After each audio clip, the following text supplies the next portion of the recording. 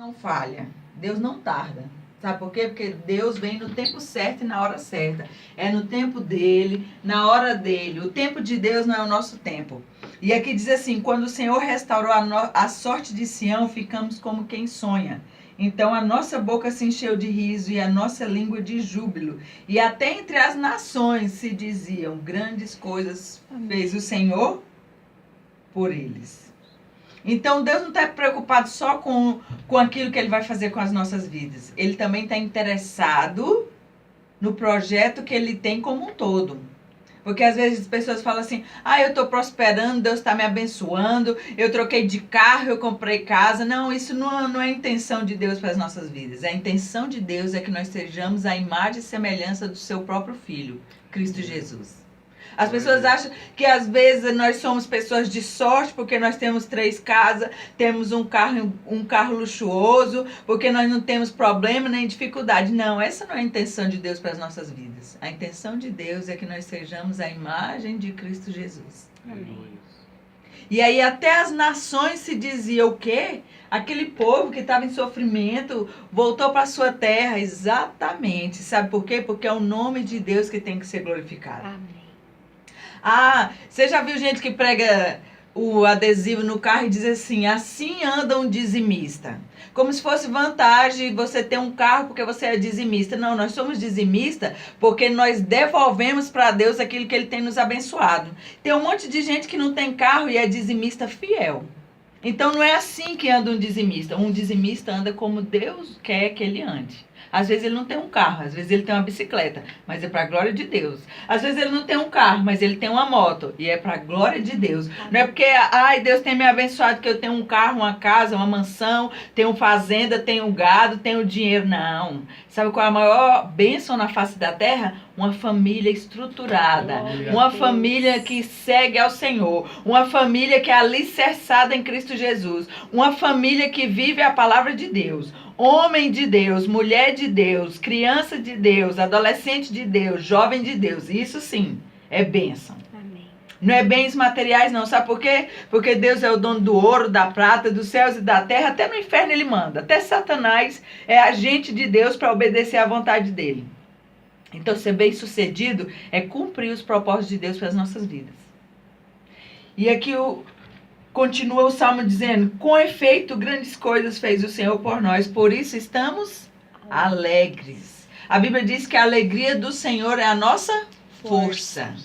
Se o Senhor está se agradando da nossa vida, não importa se nós estamos na provação, se nós estamos na tribulação, se nós estamos no fogo da fornalha, o que importa é que o Senhor está se alegrando com as nossas vidas. Amém. E aí diz assim no versículo 4, restaura, Senhor, a nossa sorte, como as torrentes do Neguebe. Onde é que era o Neguebe? O Neguebe era ao sul de Israel e era um ambiente árido, era uma região árida. E aí, quando havia temporais ocasionais, os leitos secos dos rios se enchiam repentinamente e as águas ficavam agitadas. Então o Senhor, Deus vai te abençoar. Bênção é servir ao Senhor. Amém. Quando nós servimos ao Senhor, nós podemos até estar no deserto.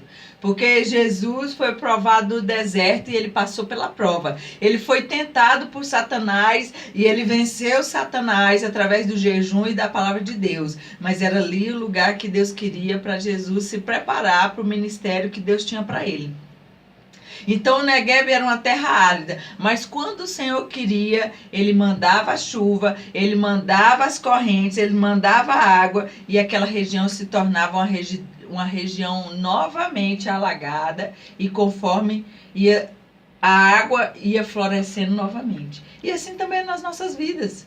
A Bíblia diz que nós temos que ter alegria por passar por algumas provações, porque as provações vão nos tornar perseverantes. E a perseverança vai nos fazer exercitar a fé. E a fé, uma vez exercitada, vai glorificar o nome do Senhor. Amém. E o salmista termina dizendo assim: os que com lágrimas semeia, com júbilo ceifarão.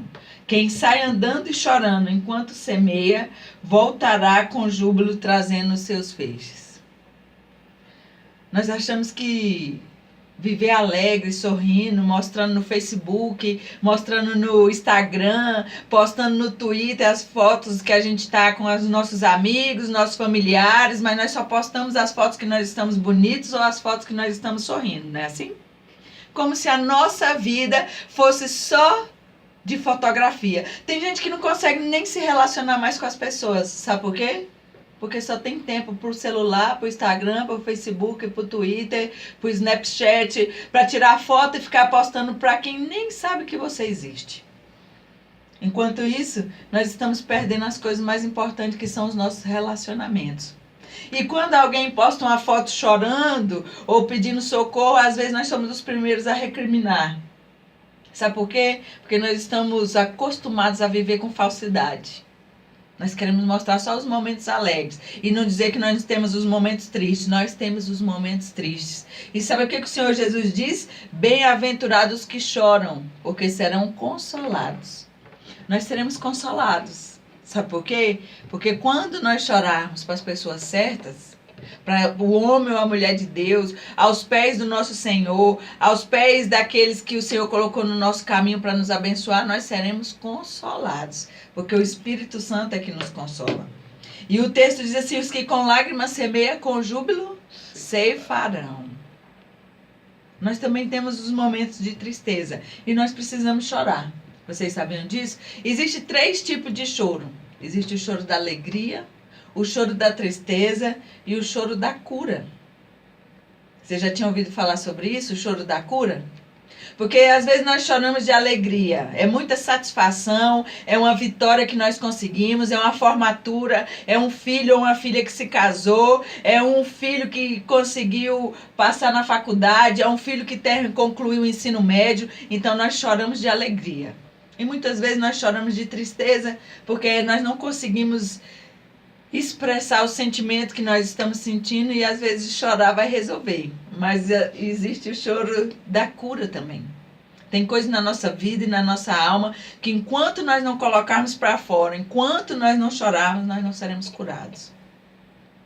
Existem muitas coisas que nós vamos guardando, principalmente no emocional, que vai nos adoecer. Porque a maioria das nossas doenças começa no emocional e se transfere para o físico. E nós temos a tendência de querer guardar, sabe por quê? Porque o mundo diz que nós temos que ser forte. Eu tenho que mostrar para o mundo que eu sou uma mulher forte, que eu consigo resolver todos os problemas que vêm até mim, que eu sou a boa, que eu sou qualificada. Não, não mesmo.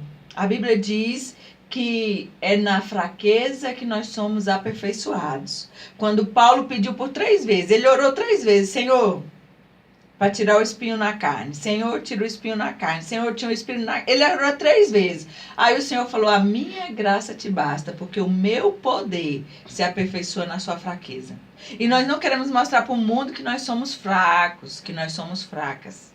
Que nós temos as nossas debilidades, que nós temos as nossas necessidades. Tem coisas que nós não conseguimos falar e nós vamos ter que chorar. Tem coisas que aconteceram no nosso passado, abusos, não só abusos sexuais, mas abusos emocionais, abusos financeiros, abusos de ordem espirituais, que nós estamos guardando e isso está nos adoecendo. E nós precisamos chorar. A Bíblia diz que quando José encontrou seus irmãos, ele não se apresentou ao primeiro momento aos seus irmãos. E a Bíblia diz que José chorou tão alto no Egito que até o faraó ouviu da onde ele estava. Sabe por quê? Porque José, ele tinha dinheiro, ele era o 2º maior no Egito, ele tinha se tornado governador, ele era casado, ele já tinha filho. Mas ele tinha um problema de ordem emocional, porque foram os seus irmãos que o venderam como escravo. E a Bíblia diz que ele chorou tão alto que o faraó viu. Então existem coisas na nossa vida que nós precisamos chorar. E se nós chorarmos, o Espírito Santo vai nos consolar. E existem coisas que nós vamos chorar e depois nós vamos colher, porque quem ficou curado fomos nós. Quem ficou sarado fomos nós. Quem será restaurado? Porque aqui está falando que o Senhor vai restaurar a nossa sorte. E a nossa sorte é o Senhor. E diz mais: quem sai andando e chorando voltará com júbilos, trazendo seus feixes. Eu sei que a irmã Cidinha, nesse programa, durante 10 anos, muitas vezes ela teve dificuldade. Muitas vezes ela teve pessoas que deixaram de patrocinar o programa. Muitas vezes ela não teve pregadores para vir ministrar a palavra de Deus. Muitas vezes ela teve que viajar e chamar outras pessoas para ministrar no seu lugar. E creio que muitas vezes ela também chorou. Mas hoje é dia de se alegrar, Glória porque já a Deus, amém. nós completamos 10 anos de programa É Lindo o Meu Viver. Amém. E sabe por que é lindo o nosso viver? Porque nós temos o Senhor como Senhor e Salvador das nossas vidas. Amém. Nós temos Jesus Cristo como Senhor e Salvador das nossas vidas. Nós temos uma família espiritual que o Senhor deixou aqui na terra para nós conviver. E nós temos uma família natural, porque a família é a base mais importante da face da terra. Então nós podemos nos alegrar por tudo que o Senhor tem feito. Nós podemos nos alegrar pelos 10 anos de vitória, pelos 10 anos de conquista, pelos 10 anos de dificuldade, de tribulação, de provação, de falta de mantenedores, mas nós precisamos alegrar não só pelos pontos positivos, nós também precisamos nos alegrar pelos pontos negativos. Amém. Porque Deus, na nossa vida, Ele não está só nos pontos positivos. Ele está em todas as coisas que Ele quer fazer. Amém. Porque a Bíblia diz